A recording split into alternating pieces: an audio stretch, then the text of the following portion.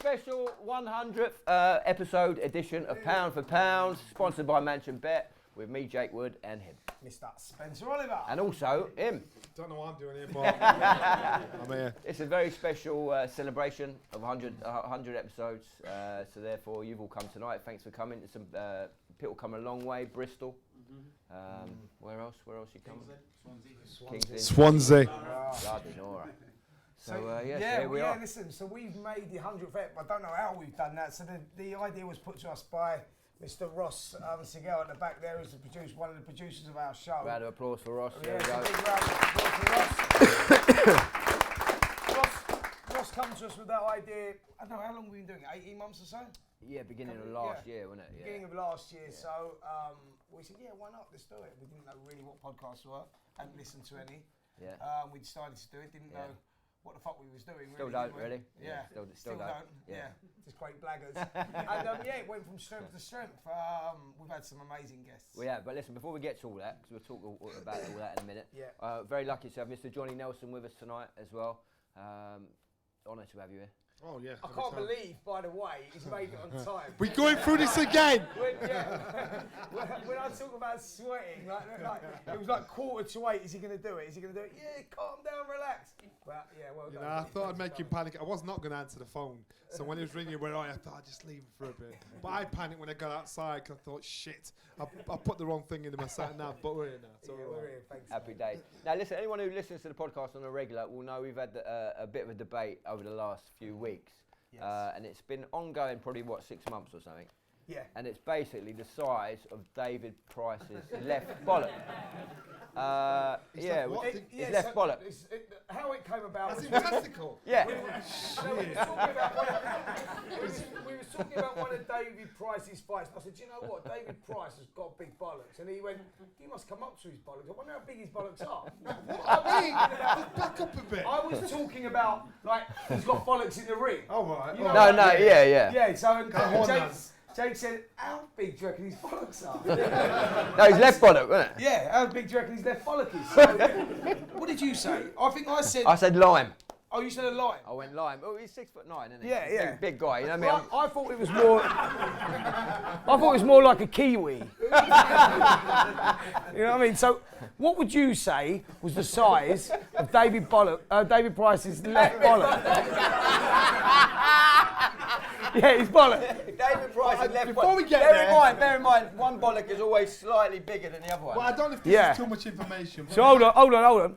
Yeah, mine's my left bollock. Yeah. I don't know if this is too much information, but does somebody have that problem when they drink coffee? No. Oh, this is great. All right then, okay. All right then. Go on, explain it. All right then, so I can't have caffeine because one of my balls swell up. Is that too much information? No, it's great. No, continue. No. So it got to the stage, I was drinking coffee and like you castrate your dog or a cat and you're like, fuck. So Johnny, can I ask you, what does it go to? That's what he's going to get to. It goes from peanut to coconut. So I thought, there's something not right here. So I went to the doctor and he started laughing and just said, well, don't drink coffee. I thought, well, fair. So he said, I think some women have some odd effect with caffeine, but guys, and he just was looking at me like you're looking at me now, thinking, "Fuck me." So I just try to stay away from caffeine. Wow. But now and again, if When- you see when me he- walking, shaking the leg out, Yeah. So When you it- go on a date, you have a when he's trying to get. couple of espresso. no, it's a bit sensitive. You don't want to be doing that. It's a bit sensitive. Oh. Listen, Right. anyway, going back to this debate. So Yeah. you, Spencer, had the bollocks because I said you needed Yeah. bollocks to ask David Price the size of his bollock. Yeah. Bear in mind he's 6'9" and you're 5'5". On a good day, yeah.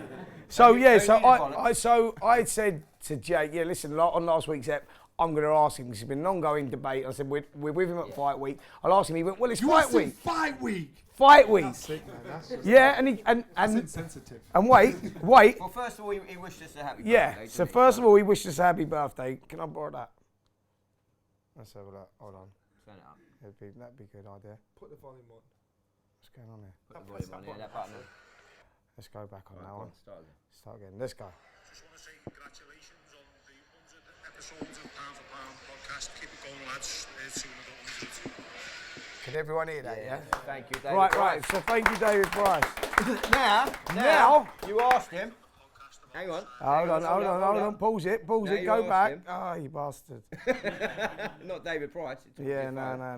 no. Some people should you just ready? not have mobile phones. Wait. Right, no, right now, you asked. Now, I asked him the size of his left bollock, and this is the answer I got. Having a debate on the podcast about the size of my town halls. Have you seen what shumais are like in the Chinese restaurants? It's like a pork dumpling. That's about right. It's about right. So that was the answer from pork David dumpling. Price. A pork dumpling. Pork dumpling. Now, with that in mind, we've been down to Chinese. Does anyone want a pork ball? Hey! There you go. Right, there you go. Help yourself. Pass them round. So basically, we're all Pork eating ball. David Price's bollocks. There you go. That's what you don't Check do. out the size of them. You're all eating David Price's bollocks. That's what you're doing. I mean, it's quite a good size, isn't it? He's a big guy, isn't he? There we go. Yeah. I'm glad that we cleared it up. So am I. Because it was an ongoing debate. Is everyone enjoying their pork dumpling? Happy day. Beautiful. Yeah. Seems a bit weird though, doesn't it? Eating a pork ball, thinking of David Price's bollock. There you Oh, go. no, I quite like it. Right. You've had a good week. So you've been with Sky all week. Yeah. So we have had a good week, haven't we? Yeah, we've laughed, we've worked hard, we've had a good giggle. And we've laughed a lot. Are we going to tell them about the work bit or the laugh bit? We don't know which one it is. Work-wise, it was intriguing. I like to see how fights change throughout the fight week, because at the beginning of the fight week, they're all struggling to make weight a little bit, apart from the heavyweights. But as it gets closer to the weigh-in, that's when they tend to spoil little bastards, and which is really nice because they get a little bit spiteful, and especially with the main fight, Prograis and Taylor fight. When it came to weigh-in, that to me, that just turned my opinion on how the fight would go.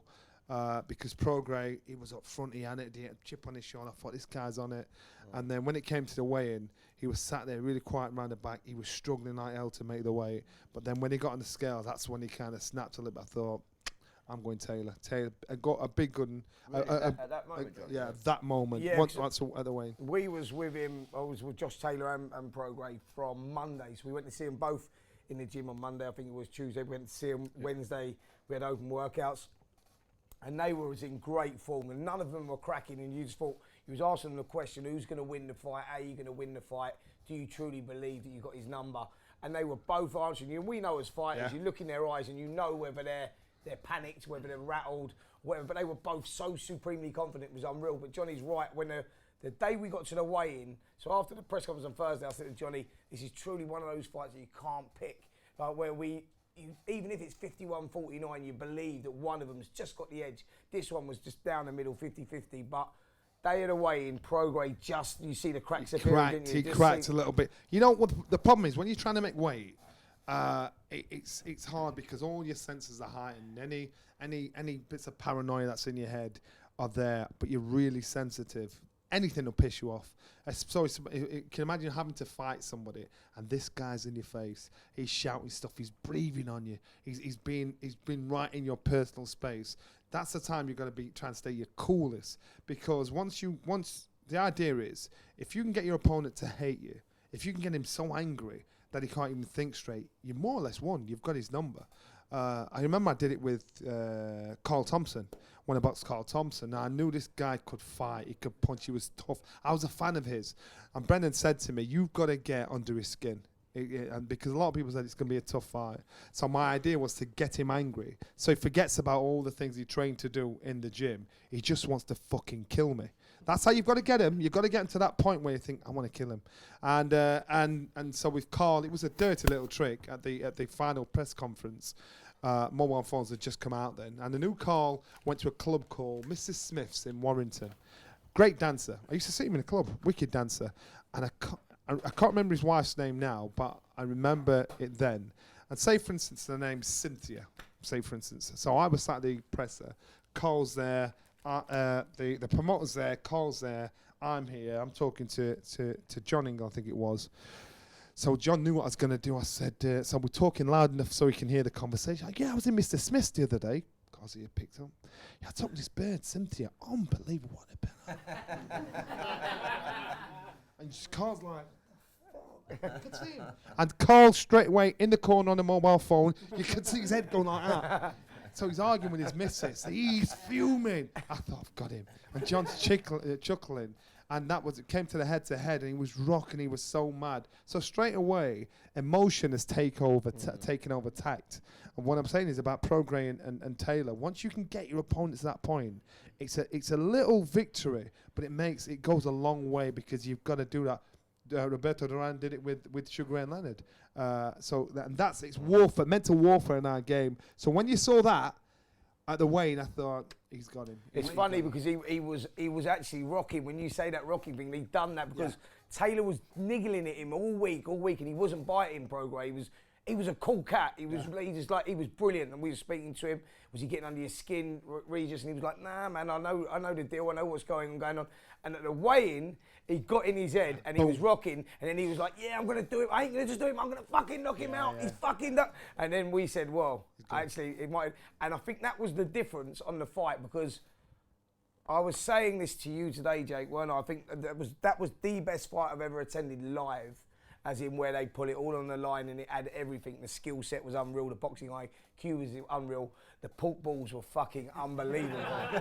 And it was like, and I think the difference was that day before the weigh-in, he just lost his head a little bit, and that maybe was what won Taylor the fight. That's why you'll have pundits there. You'll have people there that are watching, but if you've been a fighter, you understand that emotion. You understand where the fighter's at that point, and that's why you can translate it to say, listen, he's got him.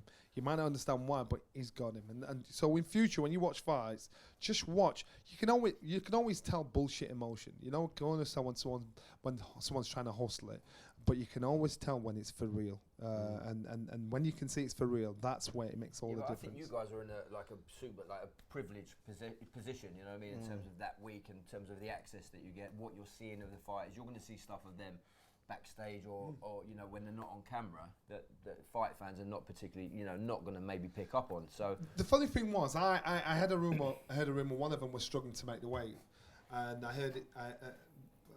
My inkling it was Taylor. Taylor was having to train twice a day, every day, and I said this in one of the interviews. And then we did the final press conference, and as I was walking back into the press conference, one of Prograis' men came out and said, who have you heard that's struggling to make weight? I'm thinking, why are you asking me that? Yeah. I thought, it's your man, he's struggling. And the mad thing about that whole thing was that when we met them both for the first time on Monday, the size difference was insane. Like, Taylor looked like 3 weight divisions above Prograis, but Prograis was actually the one that seemed to be struggling a little bit. And we know it was him that was struggling because I know about making weight. Yeah. And when you're making weight, you lose your head, as in you're snappy. You know what I mean? If someone says the wrong thing to you or whatever, and on the day of the weigh-in, he looked dry. So and I think that... So do you think that was... I mean, it's such a fine margins between them when it going into that fight. But do you think that might have been a difference in the fight? Yeah, it did, because if you watch the Taylor, the story of the fight changed midway through. Yeah. So if you're struggling to make the weight... Yeah. that's what happens. For the first half of the fight, you're on it, you're strong. Look at Kell Brooks when he boxed Spence. Yeah. When he boxed Spence, he was on it. He was on point first 4 or 5 rounds. Then after that, the first time in my life I've seen Kell bullied physically in the ring. After that, because then his body said, "Look, I've got nothing left.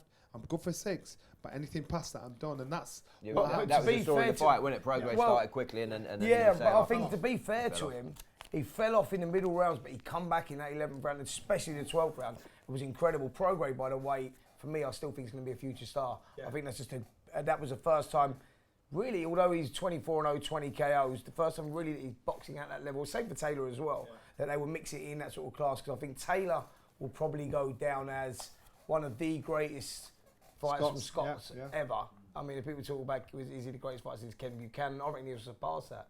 I really do. I think the kid's going to be special. Yeah, it's only But 16 fights in. Yeah. It's amazing, isn't it? But really? also, Regis Prograis, I mean, what a guy as well. Gracious in defeat. The next day, he was in the hotel. He was brilliant with the people around him. He was brilliant with Josh Taylor. You don't normally get that, especially when the fight was as close as it was. And he took it like a man. And that's what I respected about it. He took it graciously. And he said, you know what? Because we scored it and we had him a round or 2 up. We had an even round 10, Yeah. and then the Prograis last 2 come rounds, back. Prograis, I thought I gave the last 2 rounds. But you wouldn't have argued Vision. either way, would you? Whatever way the fight went. But he had a case to make a scream up about a robbery. We're in England. You stitched me up. But you know what? He No, took he's it a like a gentleman, man. wasn't he? He took it like a gentleman. And yeah, well done, Regis Prograis. Do you on think that. we'll see that fight again? Is it a fight? I think we won't see it straight away. No. I think both fighters. I think Prograis obviously won it for the bragging rights Yeah. to say, look, I've won the titles back. But if I was Taylor's management, I think Taylor'd want to do I it 'cause think- he's that kind of guy. But if I was the management promoter, you think, you know what, you've done that. Stay away from him. Yeah. Try and go for one. of the Jose other Ramirez, yeah, I think, the Ramirez. WBC champion. He's looking at. That's a unification bout that he's looking for. Hopefully, he can get that fight because I believe he wins it. Yeah. And I believe it's only a matter of time. This is the problem you got as well. I think it's only a matter of time before Taylor moves up because he's so big. Yeah, that's so basically, I think they'll probably try and give him a couple of. There's no really soft touches, but I reckon they'll try and give him a big fight. Who boxed the week before? Ritson. Lewis Ritson, That's what I yes, can right. see happening. Do you think against that'd be Ritson. at Newcastle? Yeah. in a football, in the one of football the ground, stems, yeah. So that'll be one of the fights. St James's Park, I Yes, think they yeah. was So talking about. that's what you want to look out That'd for. be great, wouldn't it? They'll And sell that out. Yeah, wouldn't it they? sounds like he'd give him, but he'll split. You know, we'll get people talking, and they'll watch it, and it'll sell out. And I think that was the intention initially. I think that's probably going to be his next move. Yeah. Yeah, And then looking hopefully forward to Ramirez. that. Listen, it was such a strong card though. Derek Chisora, David Price on the undercard. Great fight, wasn't it? I mean, I feel for David Price because he's underachieved as a professional. This guy was the heir apparent. You know, he's on a great great run of wins when he first turned professional, and then all of a sudden he hit a wall. Now the problem Well, is, I think the problem was that he boxed Tony Thompson, who was a drug cheat, and but when he got defeated by Tony, which he was expected to win, because I mean he turned over Ollie Harrison, banged him out in a round. He was looking sensational. He was big, strong, charismatic, and we thought, hold on a minute, we've got a future star here. Then he boxes Tony Thompson, who fails the drug test. After he boxes Tony Thompson again, and I think that was the beginning of the end of him. so it just shows how fragile mentally he was. Now where David Price's mindset is, you'd have it when you're young, and then you mature. I had it. I was like that. I was like very doubtful of myself, not much confidence, and you'd go into it. Certain things that happen, and then you think, right, I can do it now. The problem with David is that he's a man, so he's not really got much growing to do. He's not all of a sudden saying, right, I've grown up now, I've got the experience. And so it's that more than anything else. And that's why I say he's one of the most underachieved. He's underachieved, and this guy's very talented. In the gym, the stories you hear about the people he's knocked out Anthony Joshua. It's not a secret in the gym. The stuff he's done, and he looks at Anthony Joshua thinking, I've done it. Now, the reason why I always gave David Price hope is because I recognised it. I thought eventually the penny's going to drop. So the bubble kind of burst once he lost, and people didn't expect much from him. So when that happened, he thought, well, I don't give a shit now because there's no pressure on me. So he thought, right, it's going to happen now. Now, he jumped around like he'd won the world title when he beat Dave Allen. Yeah. But in reality, he should have always beat Dave Allen. Yeah. And so that kind of told you the level of what he's at, realistically. And it's such a shame because he's a lovely guy, such a lovely guy. But He'd give it a go, to be Yeah, fair. he'd give He'd it- give it a go, and He he caught booked his all. Derek in the second round, didn't And he? and you remember the point. This is how good he is, and he actually doesn't realise he hasn't got the competence and matching ability. Derek hit him. He was gone. He threw an uppercut. Derek was all over the place, and David Price didn't even know he threw a shot, and rocked him. So you can imagine doing that with intent. So that's a frustrating thing. You think, what a shame. But Do you know what? There's a question I'm going to put to you guys as well about that. Myself and Jake were talking about this before. So there was a lot of booing in the crowd when Price got stopped when his corner threw in the towel. Now, we were sitting there, so he's directly above us. We know David Price, we know his history, we know what he's like. He got hit with a little short shot, then his legs went, then the right hand went in, he went over. David Price, what's your thoughts on, do you think it was stopped too prematurely? If you look at the Povetkin fight, The reason I want to ask you this question, I got the answer for it after, I've already got the answer, but I'm just saying, who thinks it was stopped too Just wait for a microphone and we can all hear you. There you go. yeah, I was just going to say, if you look at the Povetkin fight, he was kind of in the same place, wasn't he? Yeah. You know, and if you take that into context of this fight, I think his corner did exactly the right thing. I'm glad you said that. I'm glad you said that because a lot of people in the crowd there were booing and saying, "Oh, he should have carried on the right," but he was gone. Yeah, but most And people the point in is- the crowd, they want to see a knockout. Don't Yeah, they? Yeah. But, You know, that's but he says it's a situation of, is it 10 seconds too early or 10 seconds too late? Now the 10 seconds too late can be a fucking bad news. It can be serious. He was gone then, weren't he? And Derek was on fire, and Derek would have landed a couple of big bombs, and it wouldn't have been pretty, you know. And I think that. Yeah, but so I think the I stoppage always was think you can perfect. read the you know, I think you can body always read language. it from the body language Yeah. of the fighter. The towel went in, and David Price, he weren't arguing. No, he was You know what I happy. mean, he was Yeah. done. It You know, was just if the they're jumping crowd, up and you know. down and they're arguing it, well, then you think, Yeah. well, maybe it's yeah, and more I think life in it, I but think his corner were brave in doing that. I think it's a and great and call. his corner I think it's a did the great right thing. I thought you got to give him commend them for making that decision because it wouldn't have been a popular one. And David, they probably even had a discussion if you're out and pulling you out.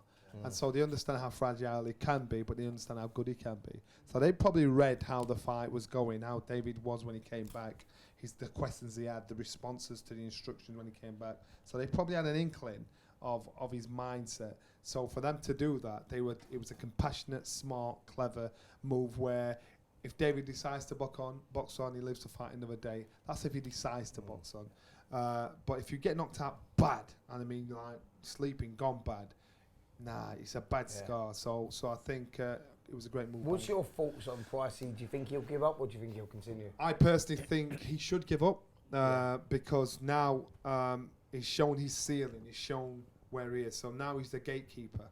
And it's very hard to carry out. You've got certain fighters that are happy to be journeymen, that'll box just to bring other fighters on. They'll get paid every month or whatever.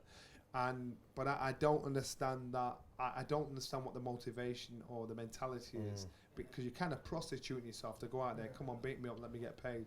David Price is not that. I don't think David Price is that kind of guy. I don't think he is purely because of his pedigree. Yeah. You can't be that type of guy because, you know, he's an Olympic bronze medalist, he's a British and Commonwealth, or former British and Commonwealth champion, and former prospect. Yeah. To say that he's going in for the money. going in for the money, he's like, well, it's a sad state of affairs, really. Yeah, so, from a boxer's point of view. that's the difference. So I personally would say, David, you're done now. You've made some good money.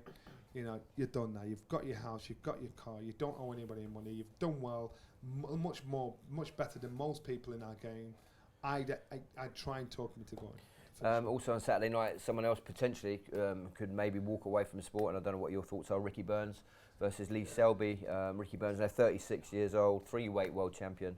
Lost on points to Lee Selby. Great fight. So Ricky Burns is a fighter that's overachieved. Now he's achieved so much that nobody ever expected him to do that. But just out of pure grit, determination, heart, and work.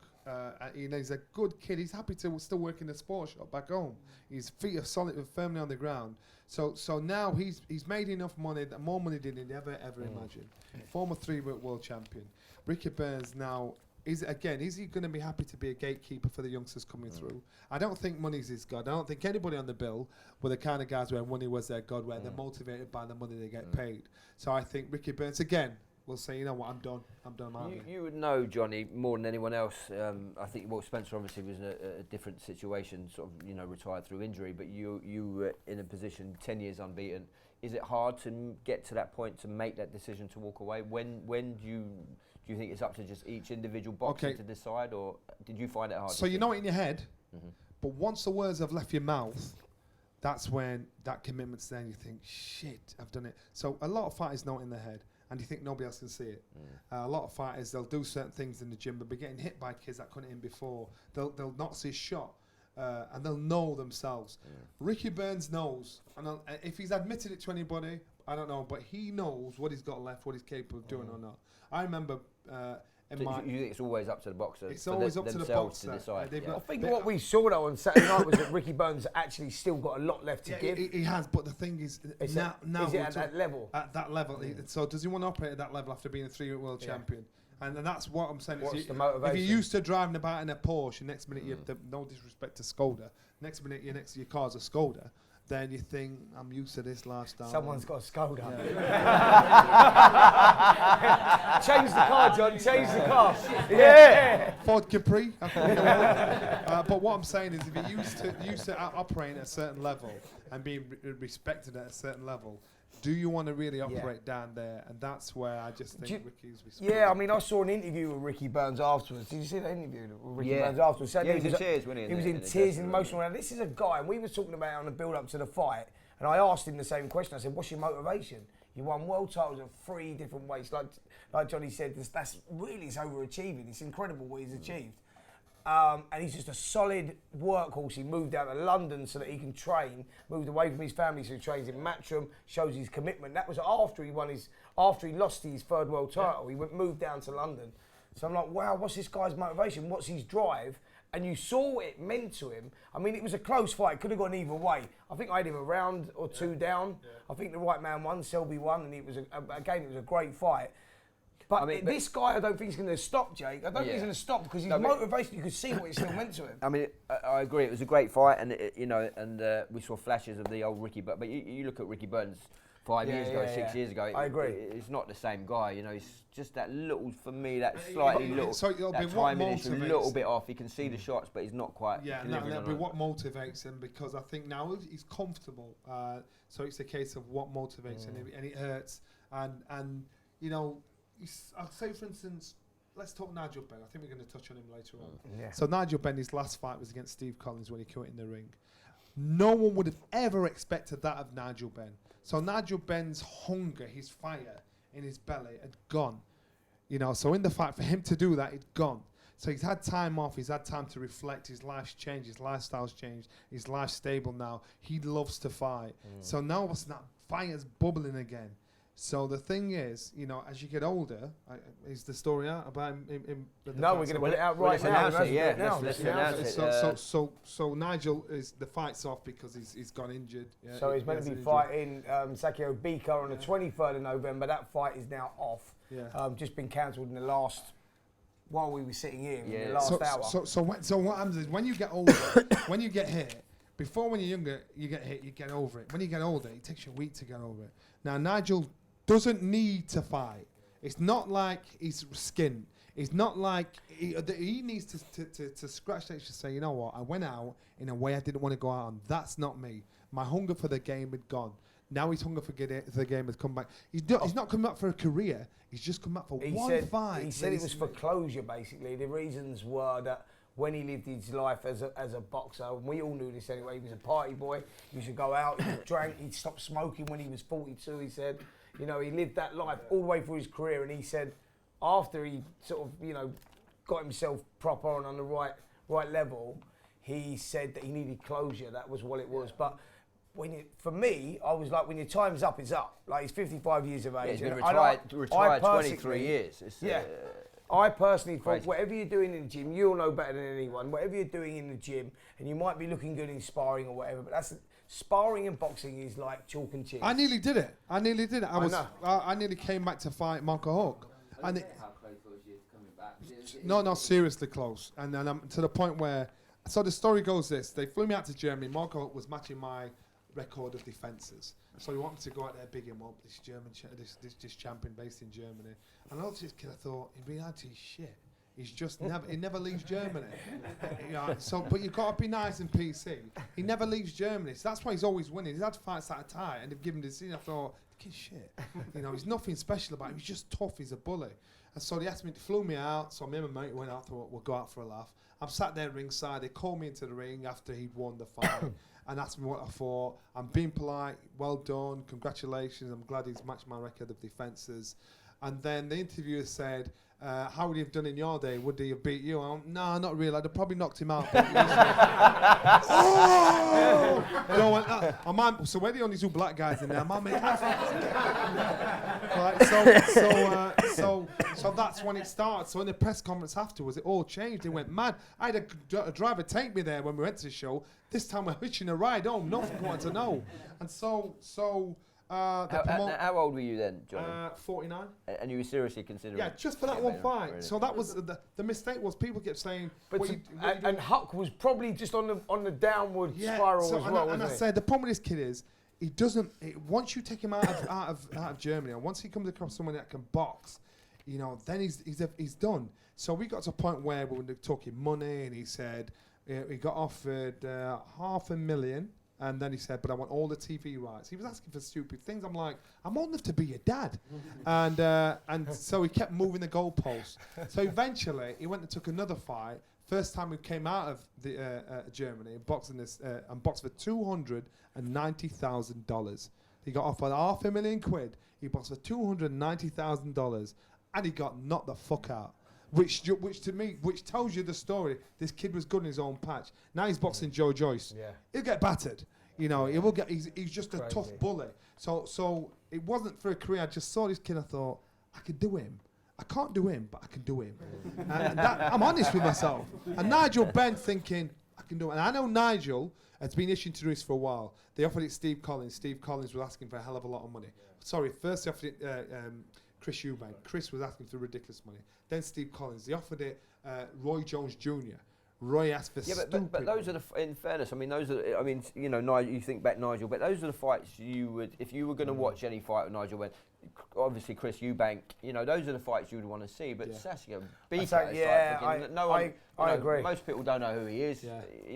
Tough guy. It just seemed to me a strange matchup. I could understand it if it was Nigel Benn versus Chris Eubank, because it'd be like the trilogy, the fight that everyone always wanted to see again. That would sell out, wouldn't it? You sell out Wembley Stadium, wouldn't you? That was smashing. Outside the hardcore boxing fans, who the fuck's Sakio Bika? Yeah. Well, actually, he's a really tough guy. And it would have been Nigel's nightmare, in my opinion. I said, he's fucking tough. When I read the name, I was like, yeah. It's crazy. But Nigel done everything possible safety-wise. He had they had like a mobile scanning machine ringside. Everything was done to make sure his safety was spot on. But Nigel has always been a wildcat. He's even a wildcat now. I boxed on the undercard for the British title when he boxed Michael Watson. And we got weighed in the pub once upstairs. Is it Thomas à Becket? Thomas à Becket. Thomas à Becket. We got weighed in there. And Nigel was there, and we all got weighed in. I'm cocky as hell. That's where I met one of my best mates. He was in Nigel's camp. And Nigel weighed in, and I weighed in for mine. Michael Watson was really polite and nice. Nigel's like, it's all about him. He left, went downstairs. He had a white Porsche 911. He jumped in his white Not Porsche. a Skoda. No, it was stolen. full of cops outside. No way. It was full of cops outside. Nigel jumped in the car and he's spinning up down the road, doing donuts each side of the road. Wow. Can you remember what reg it was? No. Roughly. Something like KO1. So Nigel's doing donuts up and down the road. For ages, the cops did nothing. They watched him do it. Wow. Then he spun off, went to the hairdressers to get his hair braided. And it took 4 hours. He was sat in so he was boxing that night. He weighed in. And when he got in, his hair was like... and took him sat in the hairdresser there for 4 hours. Obviously, the rest is history. Michael Watson knocked him out. But Nigel's always been a wildcat. And that's where his career changed, because he took himself out to Miami, lived out there for a while. But now it's changed again. And he's just a humble guy that's living his life through his son. but he's got the opportunity to say, I want to fight because I want to fight, not because I have to fight. I do think he'll still end up fighting somebody. Well, but if it's one of those things. apparently it's rumoured to be a shoulder injury or something. I'm hearing that's what I'm hearing it is, and if it is a shoulder injury, then you know what it's like once you get those little injuries, especially at his age. Well, we had at George his Groves stage. on the podcast, Yeah. and he was talking about his shoulder, you know, and notoriously they take a long time to get over, They don't do, they? especially when you're old. And George Groves, you know, no matter what you hear, George Groves and Carl Froch, you offer them two enough money, they want to fight each other. And we did a sit down with them both, and it was actually pretty cool. There was some insight behind what's happened between them both. But when asked if they fight each other, it was like, I'm not really interested. But off camera, they're like, Carl's saying I'd fucking hammer him. This is what Carl's saying. Carl's one of my favourite crew at the Sky team. Apart from Spenny, he is so dry, so misunderstood.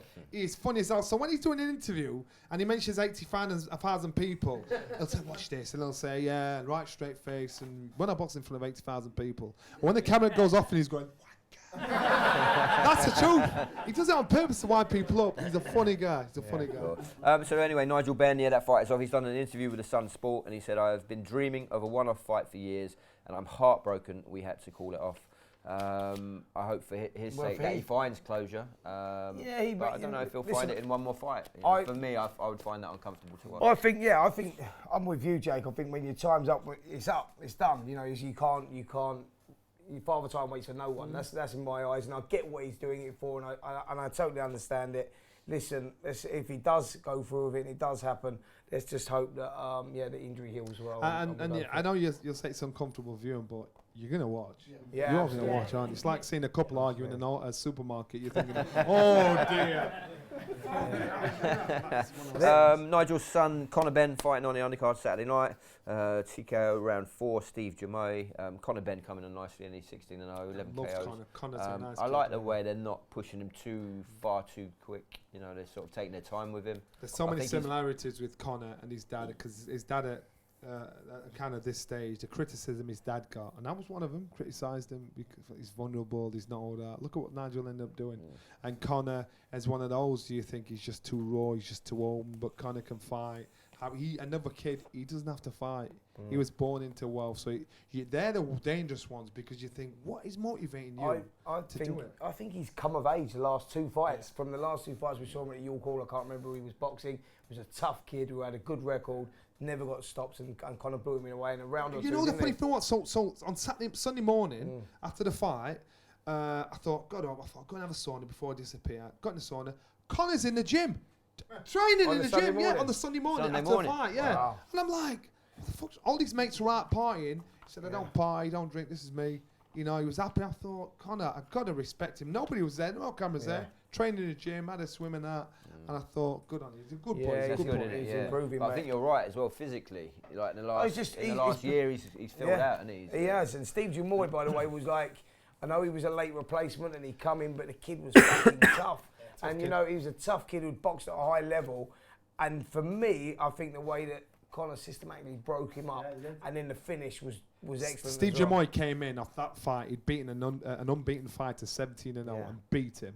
So that on paper, it's a dangerous task, a dangerous ask for Conor Benn to get in there with this man if they're trying to protect him. That ain't protecting someone if he's going to take someone's all like that. I think that fight sets up a fight with someone like Josh Kelly nicely. I think that's a fight that I would like to see. I think a couple of fights ago, people were talking about it like, you're joking. You know, Kelly's much more in front of him. But I think now, this was the argument with Chris and Nigel. You know, for years it's like, that won't happen. Then eventually, when it happened, it was a great formula for some wicked fights. And finally, we should mention Lawrence Okolie beat Eve Ngarbu in round 7. Okolie now 14-0. What's your thoughts on Okolie? Even Garbu's from our gym. He's been training at our gym about a year and a half.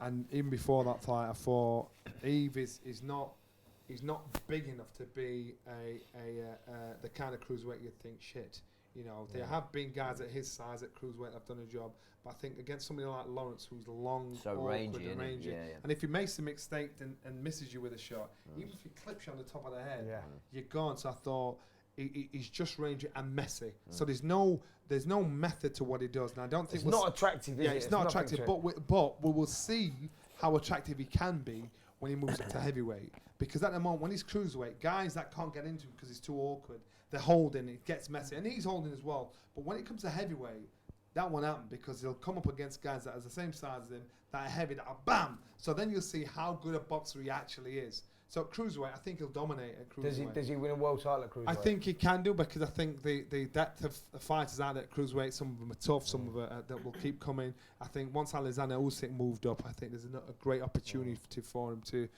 win a title. It's not pretty to watch though, is it? His style. To be He's fair, in I the mean, Who Needs Him club. I was in that yeah. club. I was in that club. People don't want to see you fight. You don't make you rich, that style. You talk about Usyk there, you mentioned Usyk, let me just touch on that. There's talk now possibly of Derek Chisora Usyk. I heard that being rumoured. I mean, what would you like to see? Is that a good test for Usyk? No. Well, it's just to test the walls of Usyk as a heavyweight. I know David Hay, when he was in the ring, he said, I'd like to see Derek against Usyk. Derek mentioned Parker, doing Parker. I'd prefer seeing him against Parker than Usyk. I think Usyk is the heir apparent. I think this guy's going to be a world champion. He didn't look outstanding. You thought, something special when he had his first heavyweight fight, but neither did Evander Holyfield, neither did Michael Moorer. So I think there was glimpses, though, to be fair. But that's what I'm saying. But the way he went about it, I thought I can remember seeing him box sparring in his seventh. It was his seventh. He'd only had 7 professional fights. He was Vladimir Klitschko's sparring partner when Vladimir was trained to fight Tyson Fury, and he battered Vladimir, and it was full the gym of all press people, and so Vladimir was hammering all the heavyweights, the American heavyweight sparring partners had. Usyk came in to spar with him, bam, bam, bam, and Klitschko couldn't touch him. So instead of letting him hang, so they pulled him out after 1 round instead of letting him do 4 like the others did. So instead of letting him hang about the gym like everybody else, they dragged him out the back because this was Klitschko's time. And I said, who is that kid? Because whoever he is, he's going to be a world champion. And the rest is history. Brilliant, clever fighter. Brilliant. We must mention as well, Ryan Burnett has announced his retirement, only 27 years old. He said that although my retirement is forced through injuries, I carry a heart full of satisfaction and gratitude. I've achieved my childhood dream and secured my future health. I mean, that's everything you can wish for, really. I said to Span, he's been about ages. He's only a baby still. Yeah, 27. But he just seems... He's one of those kids, because he arrived on the scene when he was very young, but he was good, really good. And so you just remember him competing at top level for such a long time. But actually, he was a fucking baby. He was boxing, he was boxing at a high level when he was 22, 23 years of age. You know, our sport, it's hard because if you walk away, it's something you can accept. But if it's taken away from you through injury, trust me, it's the hardest thing ever. I can remember, in my head, when I finished, I had an injury. But in my head, in my last fight against Cantatori in Italy, I thought, right, I'm going to have one more fight and pack in. I had my speech ready and everything in my head, and it was supposed to be against Enzo Maccarinelli. So I thought, I knew my time was up because I'll beat Enzo, then I'm going to quit. And I had my speech ready. I didn't tell anybody, didn't tell Brendan, didn't tell anybody, because I thought once I start talking about it publicly, I'm done already. So, but I knew I was going to retire after the Maccarinelli fight. And then obviously I got injured, and I was in bits. I was sobbing like a baby. I was like, I couldn't get over it. I was like in depression for about 6 months, and because it killed me, because it was taken away from me. It wasn't my choice. And so when you're a fighter and it's taken away from you, there's a massive difference in mindset. What about this? It was never about the dough, but when it's taken away from you, you're a different kind of beast if you're a fighter. And we all still think we can fight. We can't. In our head we can. But when it's gone, it's gone. When it's time to live. Well, I think it's that thing as well, isn't it? I think people don't realise that fighters dedicate their lives to fighting. Spencer started at age 7, 6, 7. I mean, mine was a similar thing. I was 23 years of age when I'd finished, but mine was travelling to the Royal Albert Hall and then waking up 2 weeks later thinking I was still at the Albert Hall, and then being told it's over, and then you got that whole process then of coming to terms with it. And that was a fucking really hard time and a dark time, because on the surface of it, you're out there and you're all up front and everything's great and yeah, I'm fine. I'm the fucking hero. I'm the kid that made it. But when you're at home on your own, Yeah. oh, it's the worst. It feels it's the worst like, thing. Yeah. And when someone asked me, "How's it feel?" and the only way I could explain it, if to try and let you understand it feels like somebody's stolen a day out of the week. You don't know who to blame. You know something's missing. Something's not right. You've got no one to blame. But you just know something's missing in your life, and that's what. Did you find people around you were acting differently as well? Did you lose people? I became, and this sounds arrogant. I became a civilian. I was shopping. I was like doing like normal people do, and we think we're superheroes. We think we're something special, but it brings you down to earth. You think. Well, I think no, though. I think also. I think the situation there though is because when we're boxing, we do it from a young age when we're kids. So you do it for all your school years, and then you turn professional and you're training like 3 times a week, 7 days a week, 3 times a day, and it's like so you're. In reality, you're not really in the real world. No, you're not. Because you live, eat, sleep boxing. Yeah. So then when it's over, it's like doing a jail sentence. Like if you've gone away for 20 years and you used to somebody turn your lights off, telling you when you can eat and train. It's like trying to fit into normal life is weird. That's why a lot of sport, especially boxing, and actually most sports, when that individual retires or finishes, they'll hit the headlines for some reason, drugs, drink, divorce, shagging loads of women. Well, you know that unfortunate because something's missing. Yeah, you see it with footballers as well, don't you? Sort of, something's missing, and you're trying to chasing that buzz, trying to chase that buzz.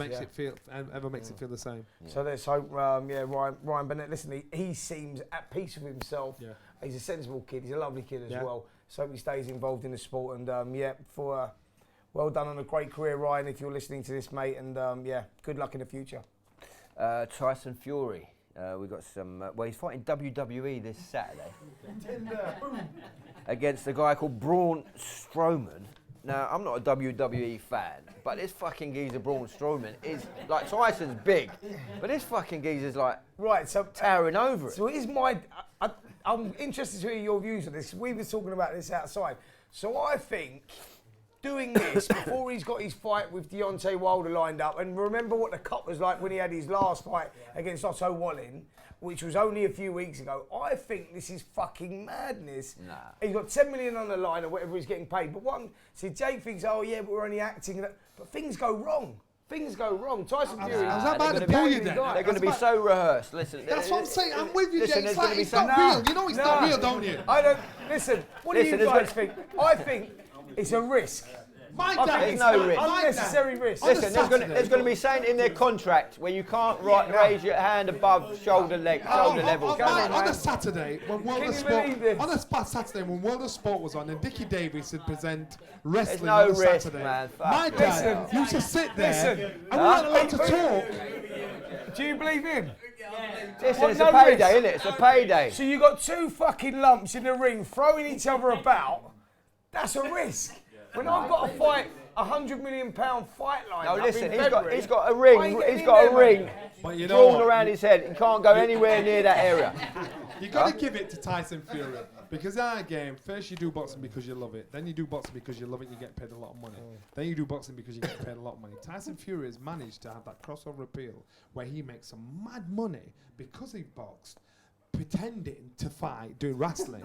Right. It's massive in America. I think it's a genius marketing. I totally agree with you there. He's a huge superstar now. He's a worldwide superstar. And genius. I agree with all that. I just think the timing's all wrong with what he's got lined up with what he's just he thinks it's real. That's what it is. It ain't real. Shut up.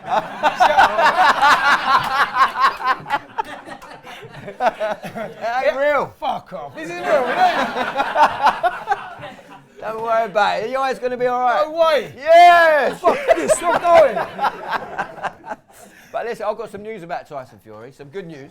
Oh, this is why he's fucking boy. Yeah. So Tyson's got his book out and his autobiography. They've come to me to ask if I'll do the audio book. That's good. Yeah.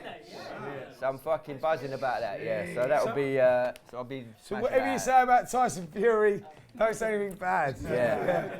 So I've got Yeah, practice. that's brilliant but news, it's Jake. weird, though. Congratulations. It's good, isn't it? Yeah, it's brilliant news. But it's weird because I'm not from Manchester. Yeah, but let's hear your Manchester accent. He's a fucking dosser. You didn't even think twice about it. Give me some more. I was £1 when I was born. Now look at the fucking size. That was meant to be from Manchester. That Deontay Wilder was a fucking dosser. I saw him in his Kia, and I fucking shopping.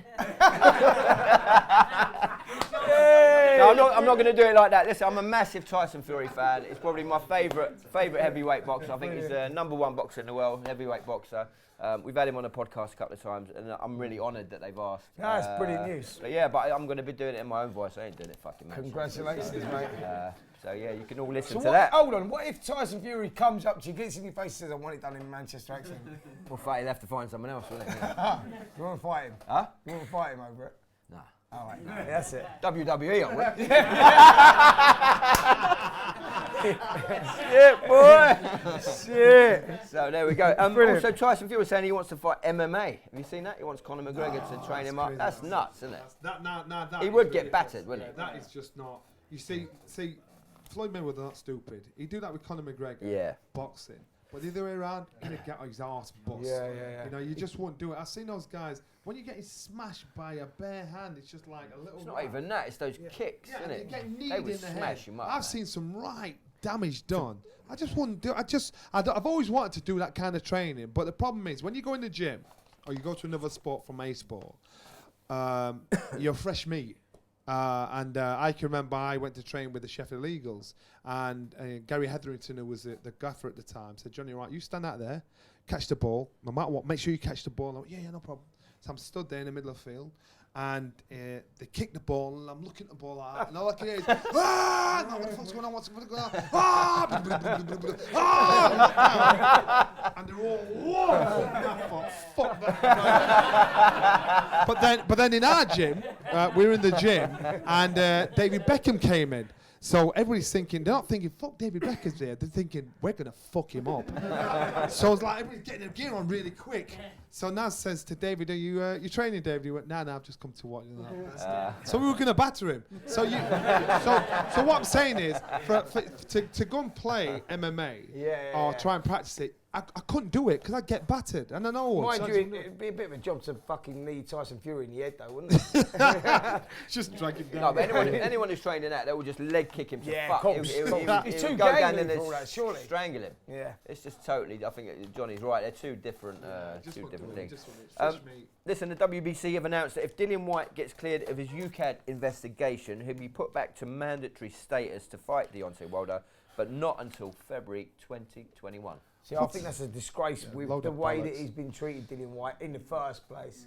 Crazy, isn't it, the whole situation? And we had Mauricio Suleiman on our podcast actually to try and clear up this situation with Dillian White, because it's going through the courts at the moment, so no one can really talk about it. We don't know the situation with it, but Mauricio actually said he's not been banned from the WBC. He's still got his mandatory status until they find out, until they know what it is. He said, Mauricio said that he only found out about Tyson Fury's supposed, what is it, a ban or no, it was with VADA, wasn't it, or something? He found out about it on social media. You mean Dillian White? Dillian White, sorry, sure. yeah. Sorry, he found out about it on social media. So as far as we're aware, he's not been banned. I mean, And until we hear that he has failed a drug test, which at the moment he hasn't, and I think it does look like he's been cleared now. I mean, It Mauricio does look Suleiman, like he's he been does cleared. try and clear it up on our podcast. We had him on a couple of months ago, and that was a great chat. President of the WBC, Yeah. but it's still confusing as fuck. I feel Oh no, that it was UCAD, wasn't it? It was something to do with UCAD. so one's passed and one hasn't. Yeah, There was a one's trace passed of- and one hasn't, yeah. They said there's trace of them, but I just feel for him because from being a hated villain when he first boxed Anthony Joshua to turning his persona around, he's still the same guy. He's still there, a bit of an head case, a good, nice kind of bit. He's got the fans behind him, and so you want him to get the opportunity, but he is so He hard deserves done it, by. man. Like, he's Deserves it. Tough. Wasn't Look- it? He was 600 days mandatory. Mandatory, so yeah, but That's he boxed ridiculous, isn't it? Lucas Brown when he didn't have to take that fight. He'd done it. He got rid of him. Joseph Parker, which was an unbelievably risky fight to take. He'd done it. He went through hell and Well, back. every fight he got the fights victory. is risky, isn't That's it? what I'm saying. Because And the otherwise guy he could puts just it sit on the and wait, line. couldn't he? But So, I mean, I feel for the guy, and I just hope he gets well title shot. Funny, speaking to Dillian White though, about it, the situation, he says, you know what, I have my down days, of course I do, but I just want to fight, and as long as I can fight. So let's just hope this situation gets cleared up and we see him in the ring. There's rumours of him fighting sometime in December, right? Yeah, that's right. So if this looks like it's been cleared up now, hopefully this whole situation has. But they've and still then we not see made him an announcement, have they? No, there's no official. No, there's no official. I think that we'll hear something shortly, But very as far as shortly. we know, Dillian White is in training and he's going to have a fight in December. Well, That's the plan. Hot off the press, we're going to hear something this week. Yeah. Is that right, Johnny? Yeah. Yeah. Right, so Dillian White's fighting in December. And finally, Canelo Kovalev, massive fight this weekend, but not on TV. What's your feelings about that? You know, especially given that KSI versus Logan Paul is on Sky pay-per-view. Oh, so this is That's a weird. We're living in a weird world, aren't we? Where It's show we get that on business. Sky pay-per-view, Yeah. and that somehow I want to watch Canelo Yeah, Kovalev. It's going to be a fucking great it's fight, show and somehow I can't watch it. Yeah, So what's it's the- show business, and then unfortunately, as a fighting fan, the it's a business ridiculous side situation. takes over. The business side takes over, and they know there's more money in watching two kids that really can't fight. Well, it's And they bring a new audience as well. And they bring exactly a new what audience. you said as well. On and- the way and- up, you said it's purely business. Yeah, but- Purely purely business. But business. it's hard to you explain know to a what? boxing fan, isn't it? You can't watch that but fight. that's us. But if you go to the youngsters, I remember we so when they first fought each other in Manchester, I used to do like a mock head-to-head with them down at the YouTube office down in London. So when I got off the train, walked to the YouTube office, it was packed That was the outside. fight we put on. Yeah, that's what I'm saying. That's so yeah. the build up to He- it. when he so done the it- face-to-face it was thing. packed outside, and I thought, who's coming here? I'm like, what's going on? I thought someone recognised me. They just walked in and said, who's this old black fella? I'm like, nobody give a shit. I walked in. I'm thinking, what's going on outside? So I got inside. I said, what's going on out here? KSI and Logan. Still, I'm interviewing these boys. I have no idea where they are. But all these kids, they went mad when they came in. We So had a then similar thing you in see my- KSI, you see Logan. KSI is very good at being that annoying kid. He's annoying. And Logan thinks, you know what, I'm going to batter you. Now, Logan, former wrestler trained by his dad, you know, he's a lot bigger. And apparently he didn't take it that serious last time. Now, he's been training a good solid year. You know, Yeah, but it's and still going to be shit, isn't it? no, but Come on, man. You know what I mean? but no, right then. So you got two kids He's that can't. fucking flying out there Monday. You go and say that. You've got two kids that can't No, fight. listen, we understand the whole the social media thing. They are massive stars. I remember when Spencer got the call for us to put on the first event. We do an event called Boxing with the Stars, which is ostensibly a charity event. We've done about 4 or 5 events getting celebrities together. The guy that looks after KSI, Stuart Jones JJ. rang us and said, would you... So how it all come about, KSI was fighting Joe Weller the first one, before this one. And he says, would you put on this event? We've got KSI versus Joe Weller. We've hired out the copper box. I went, whoa, Stuart, stop. That's fucking 6,000 seats, mate.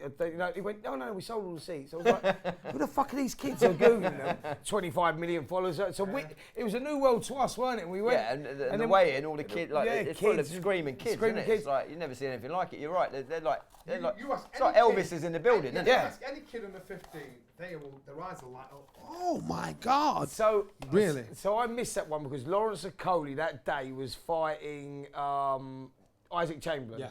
Right, so we had a Sky show on the same day as running. So Jake that run, was a crap Jake fight, run the Joe Weller show, and Adam Smith says, "No, you got to work that night because you booked it." So it was only literally a mile down the road. So I'm down there, and all the Sky cameramen are in there, and they're going, "Fucking hell, I wish I was working on that one up there." Because they had the team doing the one that Jake was running.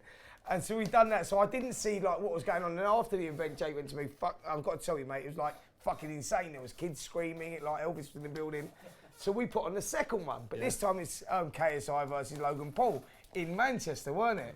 So I goes up there, not really trying to. I was trying to understand the crowd that we were going to get because Jake said it was mad, and we went in there. And I was like, I'm just looking at your squeaky seat, that's all. it's not my seat, mate. This is pork ball. For the other one. Yeah, so we swapped that. That's, Yeah. like, if I was listening to this podcast, I'd Would that annoy you? Oh, yeah. With it. Annoy the fuck out of me, Right, yeah. fuck it. Can you Right, just stand up? Hold that a minute. It's his pork ball. It's not the So same. I would. So yeah, we went there. What was I 'Cause you saying? can't keep still as well. 20,000 kids. So we had 20,000 kids. So I got up there, and it was the same thing. Perfect. There was all boxers up there. Anthony Yard was up there. Jake was up there. I was up there, and loads of other boxers. I think Shannon Briggs was there, and we went in there, and the kids were just running past, and there'd be a little nerdy kid sitting there with the glasses on. Ah! Kids going mad. It was just an unreal experience, wasn't it? But Yeah, I but the think thing this was as well with the kids, like they're all running in, filming themselves, isn't they? Like, Yeah. everyone had like on a Bumping thing, into each other. Boom. like they're doing like walking around movies, isn't it? Yeah, About 20 of them, I all think as filming, a- all filming I themselves. think as a fighter, Weird, man. you kind of think, because you've got like Billy Joe Saunders boxing on the undercard, and you as a fighter, That's you think, strange, how's isn't it? this worked out? These guys are probably getting mad money more than me, and they're the headliners. But at the end of the day, they're the ones putting bums on seats. They're the ones that are making it so intriguing, and so TV is now trying to tap in on social that media, market, yeah. so tap into that market, and that is business. But don't you think it's a kick in the teeth for the kids that have been training 15, 20 years, Without a doubt, can't get on without the a doubt, but so know, what? It's still happening. It is a kick in the teeth. It's just the world we're living It's still in, happening, and Yeah, that's why. it's new age. So the idea is to have the undercard there. So if it inspires 5%, 2%, 1% of that crowd that have gone to watch Logan Paul and KSI, then our game benefits. Our game gets something out of it. Don't you think out of respect though, they should have been the undercard? Hang on, just repeat the question. Sorry, yeah. Let's say, don't you think out of respect, they should have been the undercard? I listen. I would have thought so. I'm surprised I Billy Joe do. put himself in that situation. If I was Billy Joe, I'd say, I no, s- fuck that. Well, I ain't spoke to fighting. Billy Joe about it. I spoke to Billy Joe about it quite in depth when we had the open workout he was doing an open workout for this fight. And his train of thought was that he said that he was happy to go on their undercard, understanding where they're at, these kids, and what they do. And he said they've both got professional licenses. He said, but actually I'll benefit from some of these kids will see me. So it's like a new audience. I'm a boxing Business. fighter. So Business, he's just yeah. being smart, and it's all business. And it's like, I think if it's a success, because look, two donkeys make a great derby. What I'm saying is they might not be the best fighters in the world, but what I'm saying is that if they're on a level playing Yeah, field, no, but I'm with Steve Bunce. I think because he came out and he said, look, I'm really happy when it was all white collar, when it was all amateur. But now they've crossed over into the professional ranks. They've gone professional. Yeah. It's like it's all of a sudden you're in their backyard. What are they? They're sort I of, get it. But it's like Logan Paul calling out It's AJ. like Carl Froch. Yeah, come on. It's like Carl Don't do Froch that. Don't do that, mate. fighting George Groves. Now, Carl Froch wanted to fight Chavez in Las Vegas. Barry Hearn said, no, that's not good business. Fight George Groves. And Carl's thinking, why am I boxing him? What's all that about? No. So he's thinking business. Then all of a sudden the rest is history. 80,000 people at Wembley was never imagined. So obviously you've got promoters because they can see, they have that vision. Yeah. As a fighter, we're fighters and we just want to fight. But I do get what you're saying. I do get the frustration. Totally get it. But if you can inspire a percentage of the fans of KSI, Logan Paul, into our game, then it's good for our game. That's what you've got to get a little bit of I something think better what than it is nothing. with boxers as well is that boxers are very they're like dinosaurs really, that we don't like change. Yeah. We like it historically the way that it is, but we've got to accept now, look in the new world, I don't know who's got kids here or whatever, but all your kids watch YouTube, they don't watch TV. So like in 20 years time it'll be just all YouTube stuff. Like the world's changing, and I think that Sky have got a great vision, and I think that's where it is, Jake. Whether we like it or not, I think they're trying to tap into that market because they saw the show we put on, they looked at the numbers, it's like 1.8 million pay-per-view sales, but there was like 3 million free streaming. That was live, and it got over 1 billion views in the end. And the Sky are thinking, "Fuck me, that's business."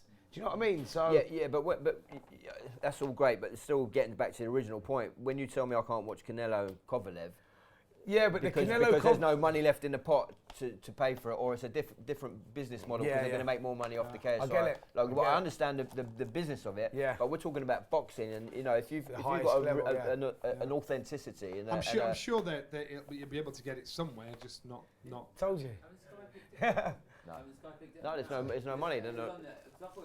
They're asking too much money apparently to show it. There's no Sky have got a budget, and I think Basic, budget's but done. that fight, you've got to think about that fight. I'm sure we're showing that fight. I'm sure we're showing a couple I'll have a of it, look. but I'll double check on that one. But Show that of hand. fight, Who's going to buy the Who's going to spend 20 quid to buy the KSI gonna Logan double Paul? check Anyone that. here? I'm just Oh, gonna- fucking hell. I'm sure. There's our editor, Zach. Yeah, I think Zach's going to...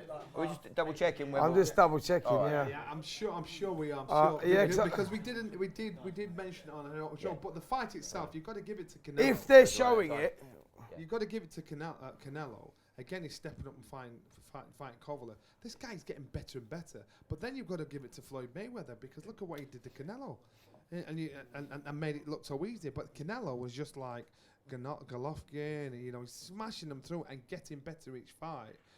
Canelo's hot draw. I'm sure we are dropping a little bit of that, but I might be wrong. I usually know jack shit, so I might be wrong. Right, so here we are, 100 episodes in. We're showing it. yeah, they are showing it. They are. Blame 'em. Sky are showing it. Yeah. Right, my bad. So there you go. Yeah. So So, there right, you go, so- fill your boots. Yeah, so So that my argument's fucking blown out of the water. So I'm probably going to buy KSI Logan Paul now. So, that's it. I'm done. Here we are, 100 episodes in. As you can see, we don't always get everything right. Someone who was with us from day one, a very, very good friend of ours, is a good friend of the podcast. He had a regular spot for the first 6 months. We followed his life. Then we're down on the farm. So this is this week's episode of Down on Phil's Farm. My pizza is always Romana. My vegetables come from Fagio. Ladies and gentlemen, it's Farmer Phil! It's been real fooding.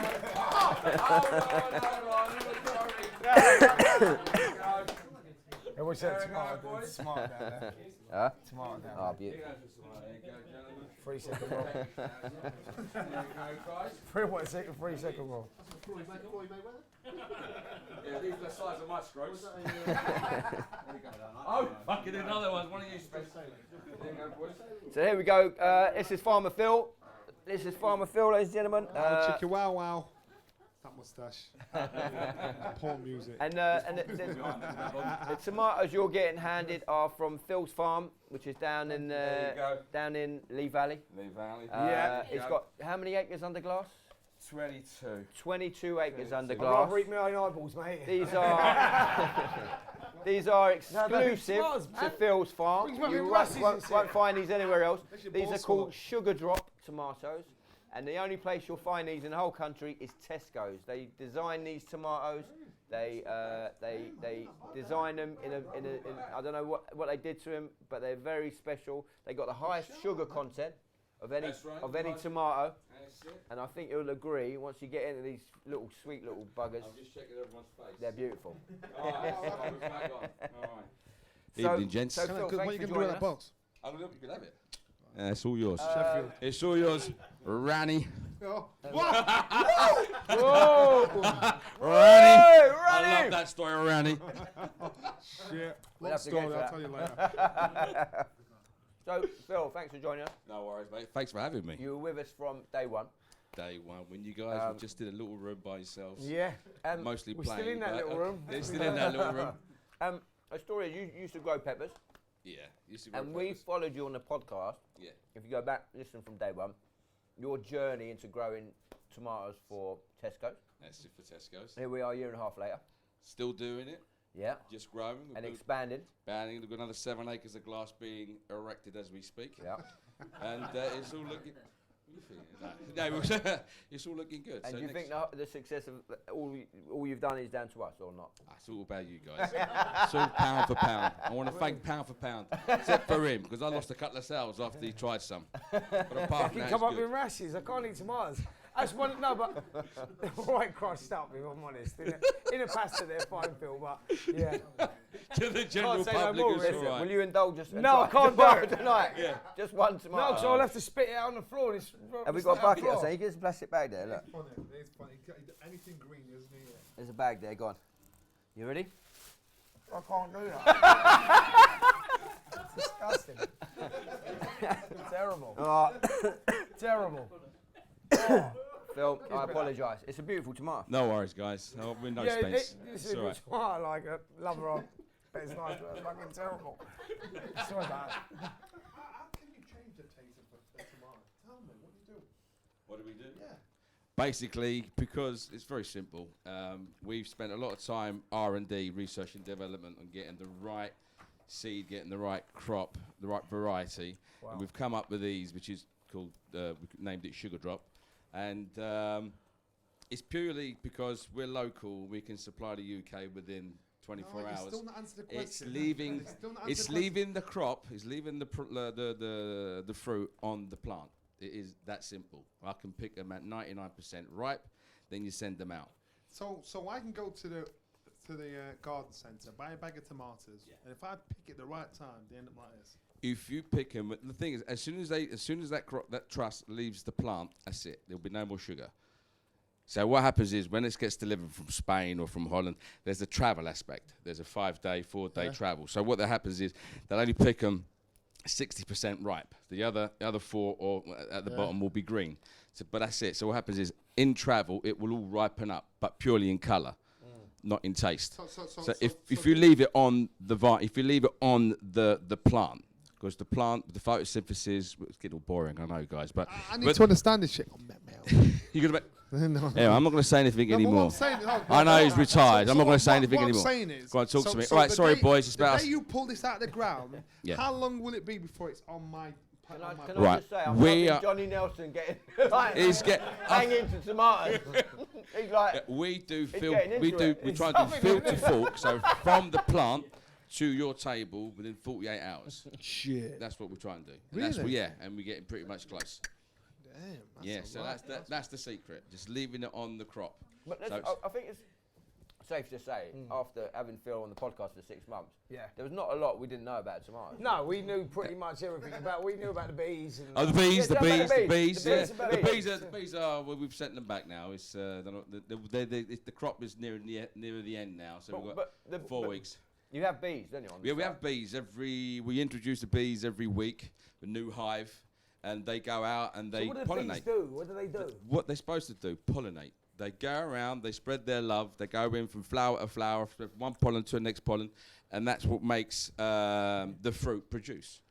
You don't look like a farmer. I don't. You look like a porn star with that tash. You know what I mean, bro? If anyone needs me, You don't look like a farmer. That's what I'm saying. It's like it's the love that I give the tomatoes. Yeah. Now it don't taste so nice. No. Look, I can see a podcast between those two. Yeah, the farming world between Johnny and Phil. Yeah. you know how I like to spend my Sundays cutting my grass. Just cutting the grass. That's me. I love it. So I'll smoke it. That's absolutely fine. You'll cut it. That's half crème, bro. Yeah. I want to tell Colin about what kind of grass I was cutting. But yeah. So business is booming. Business is good. Yeah. So bring- you've expanded, Bring on Phil. Brexit. Huh? You've expanded. We've expanded. Yeah, we should be ready for hopefully the 3rd week of So there's January a lot for of harvest. fucking glass down there now. Lot of glass. It's a lot of glass. Yeah, it's another 7 acres of glass being put up. Listen, we'll come down. We'll Glass do, we'll house. do Yeah, another it's all built podcast. under glass. You'll have to come down and see. Yeah. It's not an allotment. Yeah. It's not in a it's not in a little greenhouse. Yeah. This is a fucking this is an operation going on. Yeah, I'm gonna go down. I want to go. You're gonna come down, right? We'll come That'll down, be you the come next in, live Johnny, podcast down at Phil's farm again. That's And because the glass house is heated, Yeah. you've had boxers coming down training, doing their Yeah, runs yeah, inside. because we've got a friend of mine, Sab Blair, who's a trainer, boxing trainer in Hoddesdon. He's got a few good promising fighters coming up, and what they do to help make weight last before.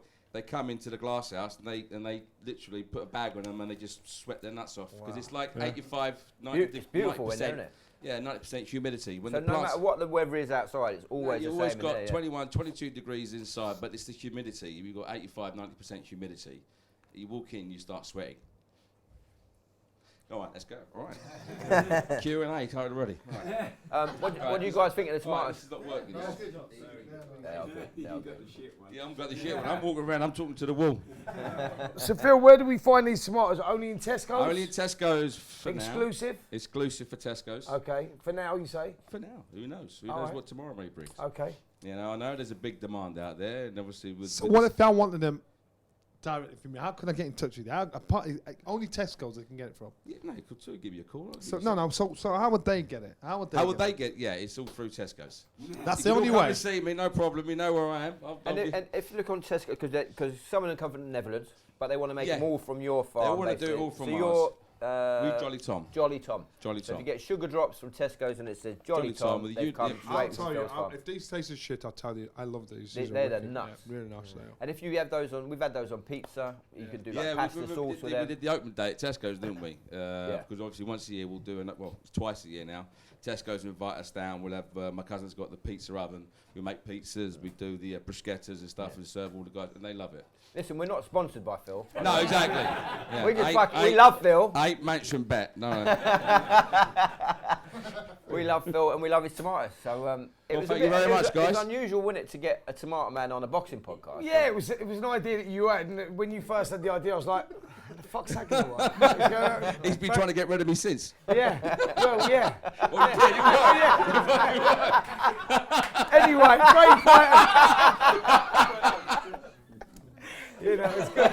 It was good fun. It was good fun. But I think the thing was we went from the beginning of the crop to To the the end, and then it was like, That's it. Job done now. How long you been doing it? I'm curious, proper curious. How long you been doing it?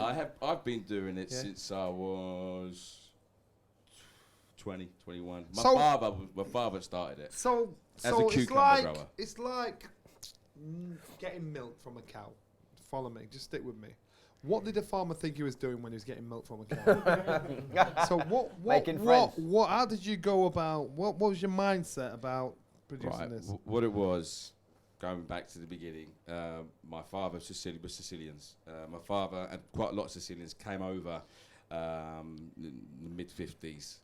After the war, after the economy of the agriculture collapsed and wanted to rebuild it again, they made a deal, the English government telling them to bring workers over as manual labourers to bring the glass house, to bring the industry up the Lee Valley, to bring it up. And they all came over, they all worked, slowly, you know, my father he bought a little piece of glass house, the next guy bought another piece of glass house, and it evolved from there. And then, you know, they bought each other out, then they sold 1 acre to the other guy, he became 2 acres, he made the money, he went somewhere else, he bought 2 acre glass, and that's where it continued. And what's happened is, with my parents and all the other Sicilians that came over, the difference was they continued to grow rather than before when the English took over. It was a very wealthy business. So they plant once, made loads of money. And when the money ran out, they'd plant again. But when the Sicilians came over, they continued and continued and continued. So we used to supply Covent Garden, Spitalfields. So it's always been that taste. It's always been that No, taste. I've always been a cucumber grower. I've always grown hell. cucumbers. Yeah. I've always been a cucumber grower, and obviously, glass house for me is a glass house. It's what you put inside. It's where the money is. So I've Yeah, managed Tom to. with the cucumbers. Yeah, yeah. Too many people wanted to test it in the right way. No, and then you know, I got approached by. I got approached by Tesco's. They wanted tomatoes. Oh, you got it. Well, good. Yeah, wake up, Rob. Yeah, no, the demand was tomatoes, and they wanted tomatoes. They desperately needed tomatoes, and we did some R&D, and then we started growing tomatoes and never looked back. It's been 4 years with tomatoes. Damn. Yeah. Yeah. Is it 4 years already? Yeah. Yeah, it's 4 years. Wow. Crazy story. Yeah, Because you And you always making pepper money? Phil. When it's pepper, I you make money. did peppers as I'm well. surviving. I'm surviving. He's got a white Porsche outside, Daniel. I just don't saw do one. donuts like Ben does. I'll eat a donut, I won't do one.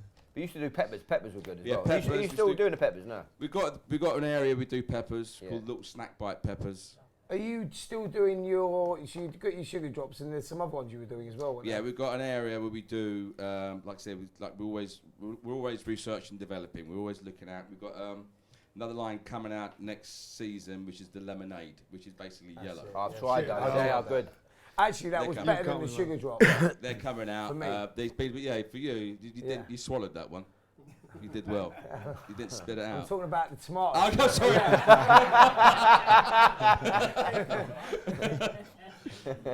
We're getting filthy now. aren't we? Yeah, let's carry on.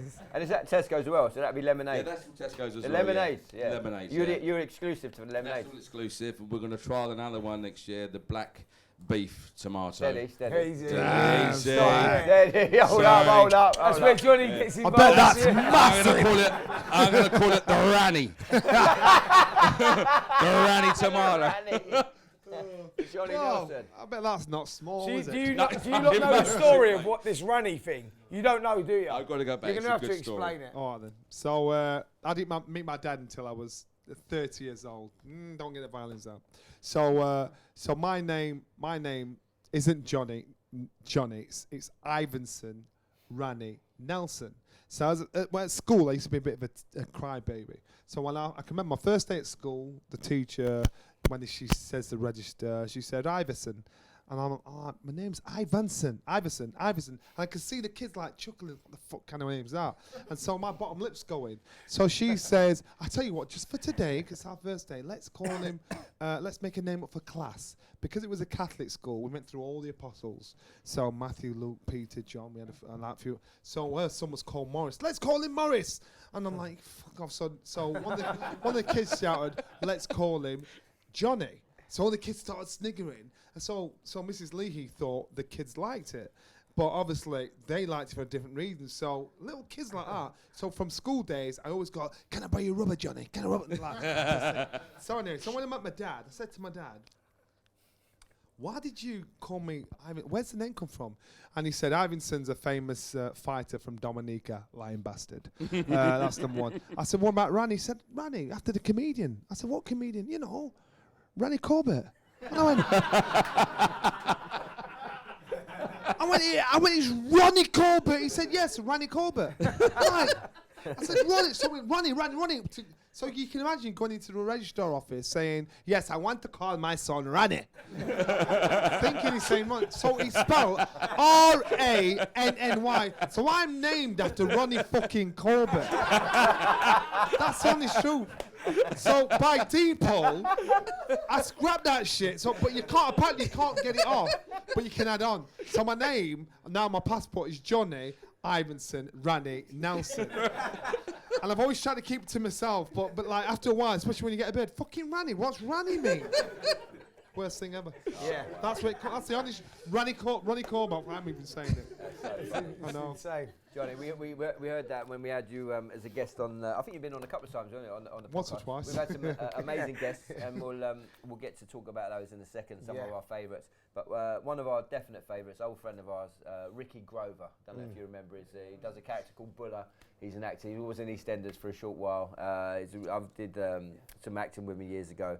He's a great guy, and he's agreed to come on. So we'll call him, and I think he'll agree that this podcast changed his life in some ways. Yeah, let's see what he's got to say. We just hear the story. Yeah. You're like this. You know Ricky, don't you? Yeah. Does he know you're ringing him? I hope so, yeah. Ricky, it's Jake. I'm with Spencer and a few others of us. Mate, you just dropped me out. Why what? Nah, you fuck off. What are you talking about? You've ruined it. You've ruined it for me, mate. I thought you. I don't even go out no more. What's happened, Rick? What's happened, mate? No, you said come on the show and enliven my career, right? I can't get arrested, mate. I'm sitting here watching fucking Tipping Point on a loop. It could be worse. It could be EastEnders, mate. What's the matter? What do you want? I just wanted to. You want to talk about boxing? I don't give a fuck about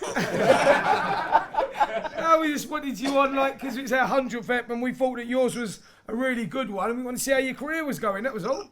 Yeah, no, you destroyed it, mate. I tell you what, I don't even want to hear about your show anymore. But I thought you enjoyed coming on. I thought you got some good feedback and all that.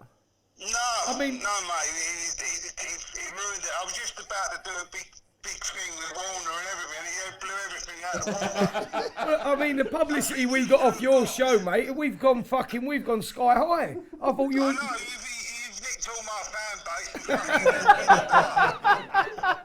I'm fuming. Oh. I know I've got an idea I'm going to track you down, ain't I?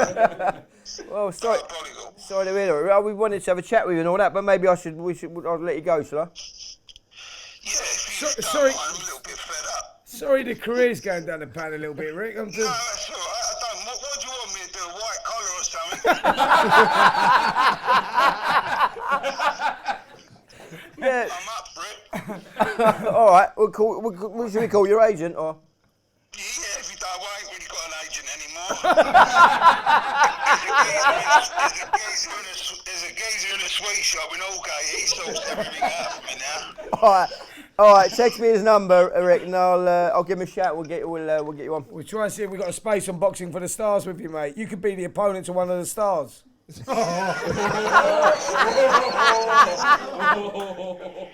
lovely, mate. I really appreciate what you've done for me. I really do. All right, Rick. If any of your listeners out there have got any spare blankets or anything, Tell him I've got some time. yeah, send them my way. All right, mate. All right, it's lovely to catching up with you, Ricky. I'm glad. Chin up, mate. It could be worse. Leave me alone, all of them. Listen, do you want to come on the podcast again sometime? No, I don't. No, I'm not interested. All right, mate. All right, listen, look after yourself, and you know, hope it all goes well. If you have a lovely Halloween, and hope you can fuck someone else's career up. All right, mate. All right. Love you, mate. All right. I love you. Bye. See See you later. you later, mate. Hey! Ricky Grover, ladies and gentlemen. So there you go.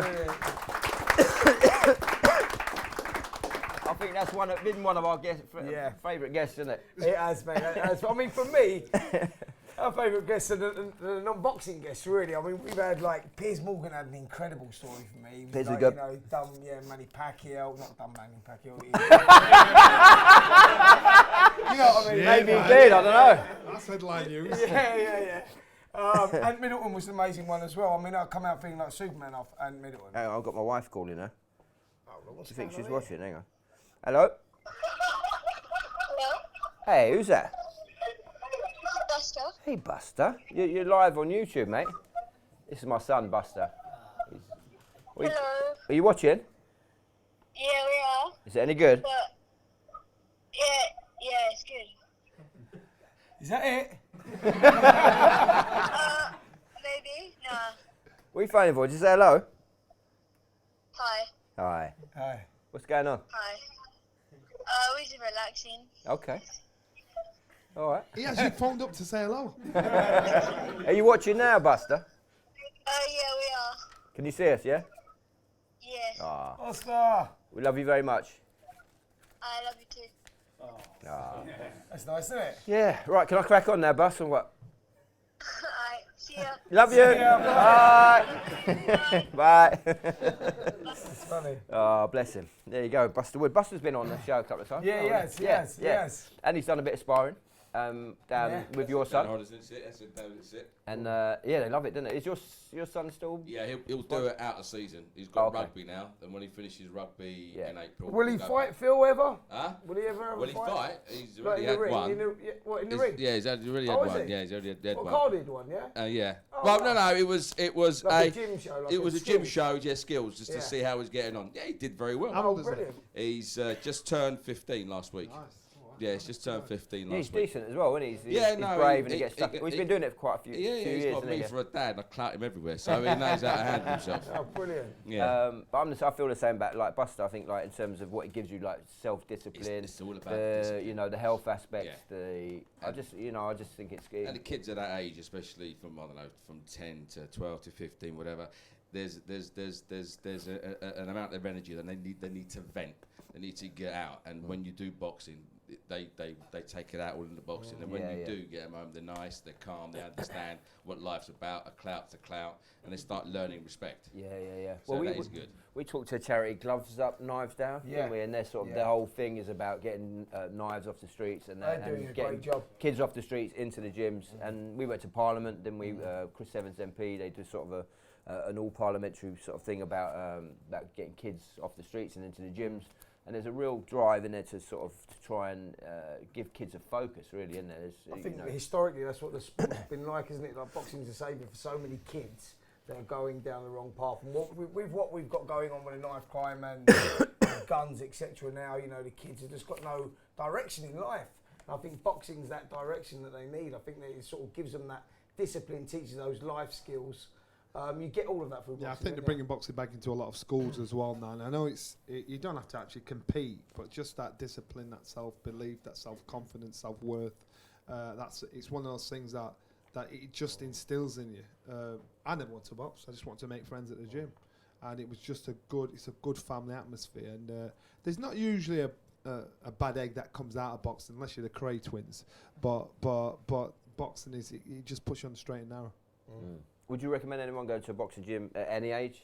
Any age. Carl Froch turned professional at 27 years old. So some kids, when they're thinking, I'm too old, 27. Bone Crusher Smith, former world heavyweight champion, 27 years old. I was in the gym from the age of 14. My first fight, I was 17. I think Bernard Hopkins didn't start until he was about 20 odd. So you can start whenever you want, but you don't have to compete. It's just to get fit, just for that self. You feel good. It's that endorphin it releases. You do feel good, and you got to start somewhere. Now everybody's going to be Sugar Ray Leonard or whatever, but it's just going in there and just getting that buzz, that feeling. It's and Anthony Joshua as well. Been boxing 10 years, Anthony Joshua, just over 10 years. Look what he's achieved in 10 years. So he's still relatively a novice as a fighter, but look what he's achieved. He's leapfrog forward, and that's why him boxing Andy Ruiz.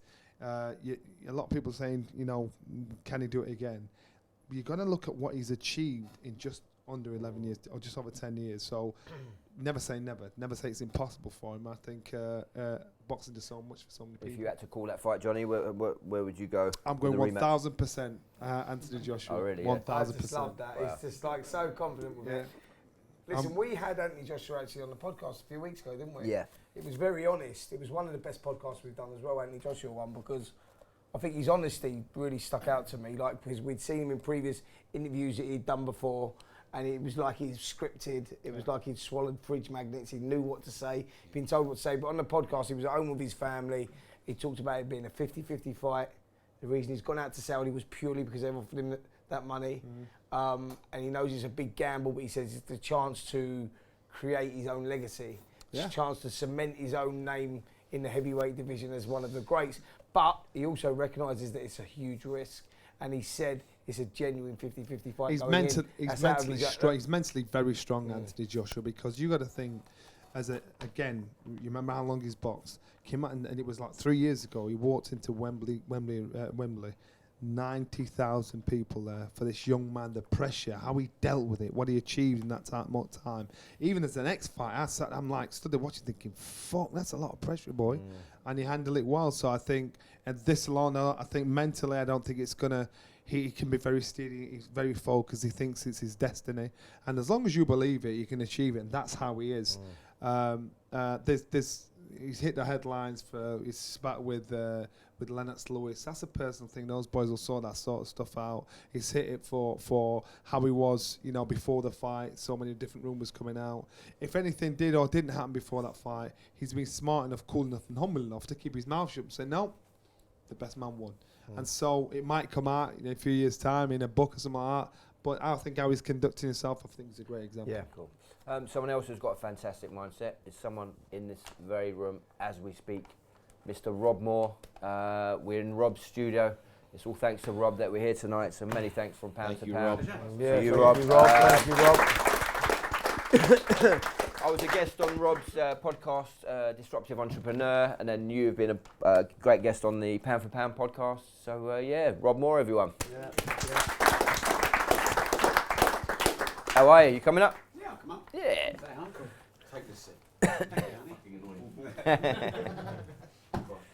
So for people who don't know you, Rob, sort of what is your sort of background and what are you sort of doing at the moment? Because you've got a fascinating kind of story in life, really.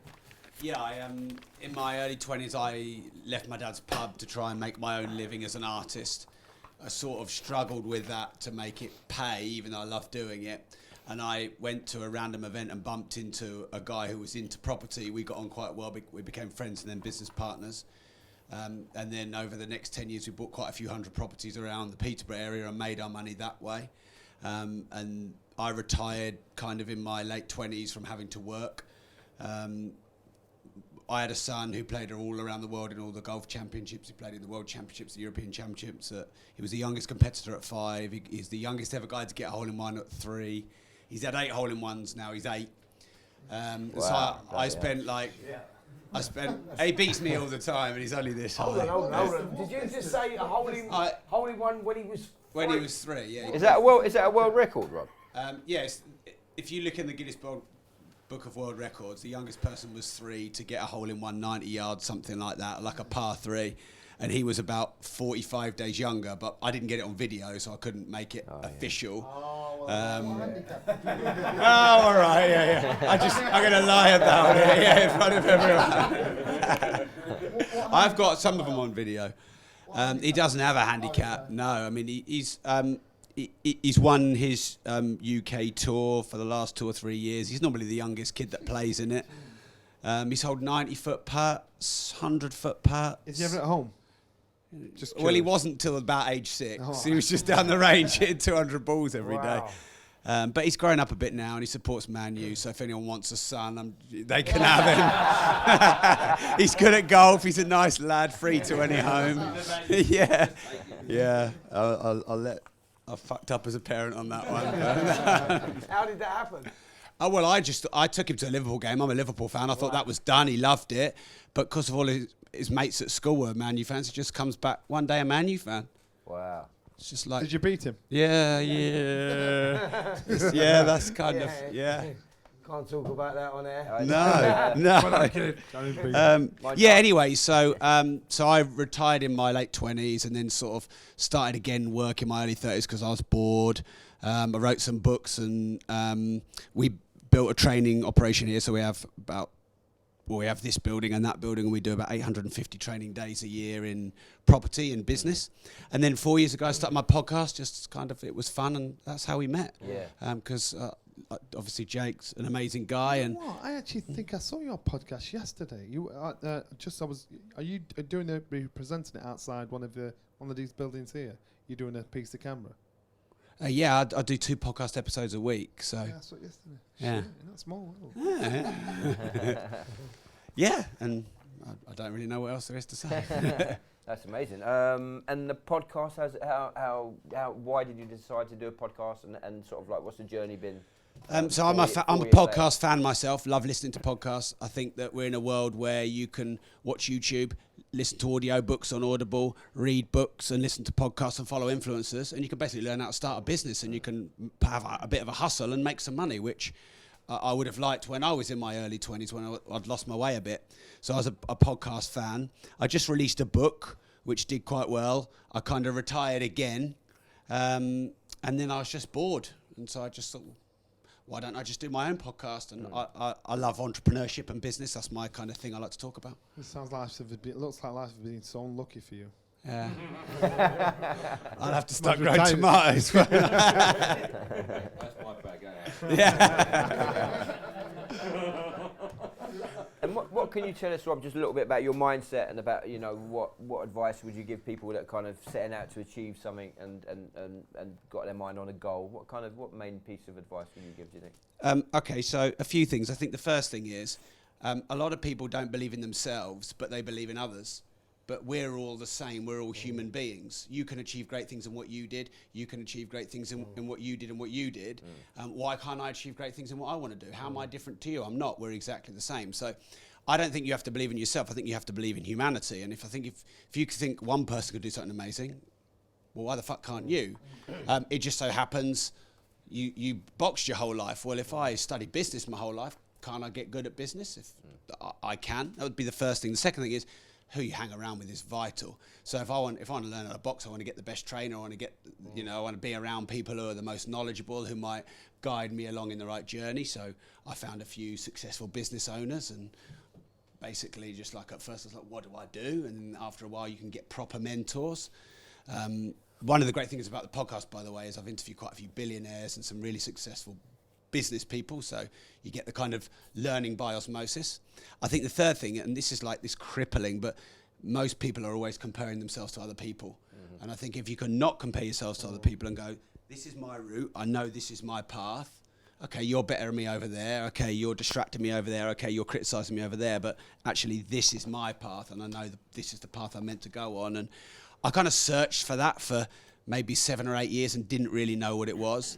So I felt quite lucky that, you said Carl Froch, 27 years old. I found what I wanted to do at 26. And I felt like I'd missed a few years, but I feel still like I had a lot of years left to go. I was kind of sitting there, actually. I mean, I've done a lot of speeches in my time, 1,300. I'm still a bit nervous about coming up because I'm not here for the boxing. We're friends. I think you just got me on as a token because you're in my building, it's like, or at least I feel like, no, I know that. But, I just like, I'm me. I do what I do. You're you. You do what you do, and I think that's the best way to live. Well, no, I think I don't think you are a token, Rob. I think I do mean that. I think as well, just in terms of what we're doing in terms of podcasts, we're 100 episodes in. We're committed to doing it every week. We've not missed 1 week in 100 weeks. I'm proud of what we've achieved there. But part of the beauty of it, I think, is like the connections we've made. We've met you through that. We're all coming together tonight to talk with connections made. Randy has been watching you yesterday. I love that story. Got Farmer Phil, but I think podcast is a community in some ways, and I think when it's best, there's a real crossover. People help each other out. Glad you drove all the way down from Peterborough for this. But no, one of the byproducts of doing this podcast has been meeting people and making connections, and you're certainly a part of that. So thank you. I like this. For me, that's the best part of doing podcasts. I've met some amazing people, and I kind of like, as a concept for my show, you're a bit left field because you're not necessarily a business owner or a billionaire or whatever. But I just thought, okay, but sorry, I'll have to do my research better next time. But look where it goes. Yeah. We hang out a fair bit, and I've been to some of your gigs, and you've come along up here, and I think that's the best thing about it, the people you meet. Yeah, it's great. Listen, we'll wrap it up very soon, but has anyone here got any questions for any one of the guests? Farmer Phil, Rob, Johnny, Spencer, myself? We've got a microphone somewhere, have we? Oh, one of them, nice. Any questions, guys? Yeah. So with all the talk of Josh Taylor maybe now being a pound for pound, how would you all rate your top 5 pound for pound in the world right now? Ooh.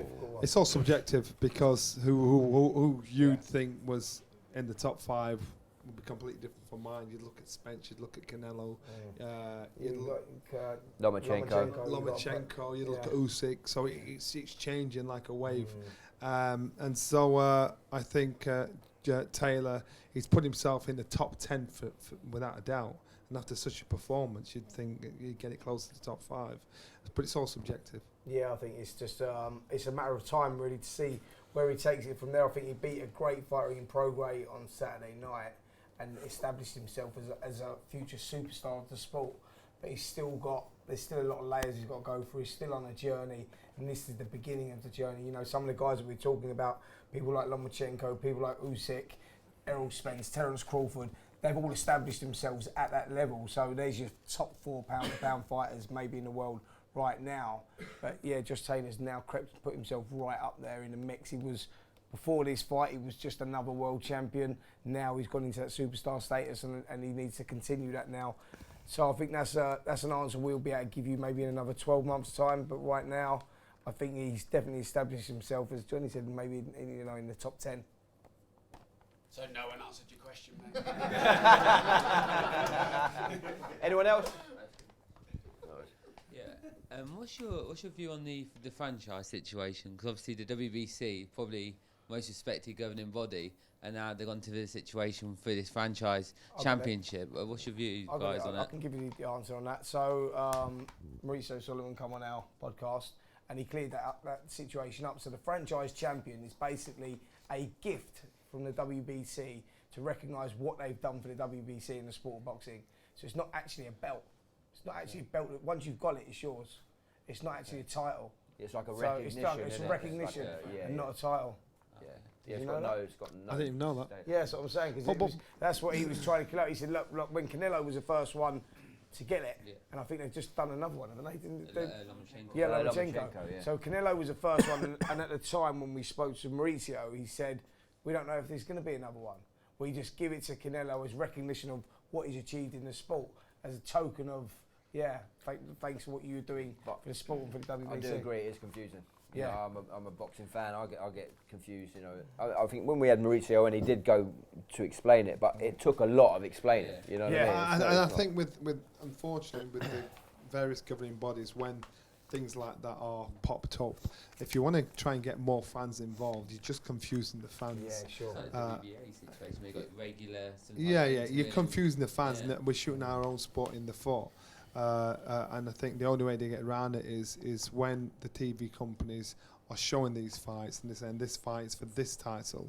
If they just stick to the basics, this guy's a world champion, and that's it. And then this, franchise champion, whatever. If they ignore that, then then that's in a way they can kind of keep control of what is said and done in regards to it. Cheers, guys. Cool. Any more?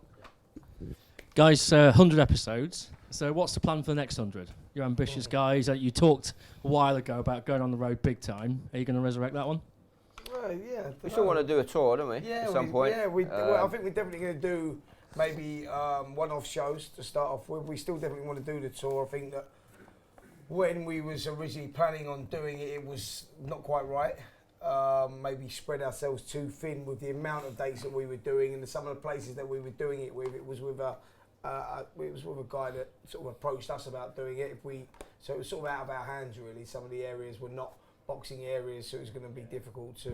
And the fact that when you came up north, if you two talk with that Cockney accent, nobody would understand what you're saying. We're doing a one-off night with Ray Winston. I think it's 12th of December, Brentwood Centre. I think the guy that produced that listened to the podcast, and Ray's a great character, friend of Phil's as well. So that'll be a great night. So that'll be me and Spencer Q&A and just talking about his life. Ray, as we know, had how many amateur fights? About 90. 88 amateur fights, winning 80. He used to box for Young England. Did you know this story? He had 80 and won 80 out of 88. He was boxing for England, and he was also acting a little bit at the time as well. And he went for the audition in Scum. Decent fighter, but it's really interesting. And he got it on the walk out. He said the audition was fucking terrible, and on the walk out, if you listen to the podcast Sunday, he said on the walk out, he's like, he got and he went into acting, and that's what happened. That was the thing. But yeah, he was a great boxer, Ray. And I think as well, if you hear him talk about how boxing shaped his life and made him into the man he is now and all that, that's everything that we're about with the podcast, what we're trying to set out to do. We talk to everyone in and around the sport, sort of the cutsmen, the journeymen, the judges or whatever, it's all that. So I was stuck on the M25, busting for a piss, listening to that Ray Winston episode. I did it all the way. It got me through. South Mim Services. Changing lives. We burst the bladder. I'll let Ray know. Cheers. It's beautiful. Any more?